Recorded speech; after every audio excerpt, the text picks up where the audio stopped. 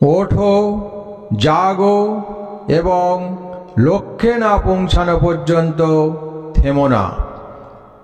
আজ 12ই জানুয়ারি 2025 সাল, স্বামী বিবেকানন্দের 163তম জন্মদিন, জাতীয় যুব দিবস।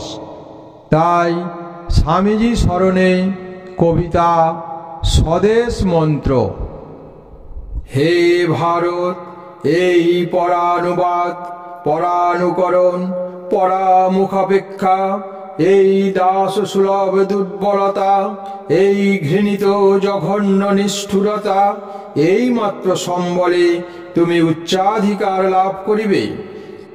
এই লজ্জাকর কাপুরুষতা সহায়ে তুমি বীরভোগ্যা স্বাধীনতা লাভ করিবে। হে ভারত, ভুলিও না তোমার নারী জাতির আদর্শ সীতা, সাবিত্রী, দময়ন্তী। ভুলিও না তোমার উপাস্য উমানাথ, সর্বত্যাগী শঙ্কর।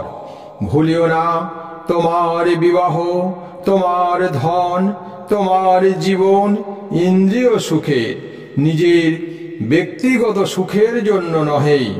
ভুলিও না তুমি জন্ম হইতে মায়ের জন্য বলি প্রদত্ত। ভুলিও না তোমার সমাজ সেই বিরাট মহামায়ার ছায়া মাত্র। ভুলিও না নিজ জাতি মূর্খ, দরিদ্র, অজ্ঞ, মুচি, মেথর তোমার রক্ত, তোমার ভাই।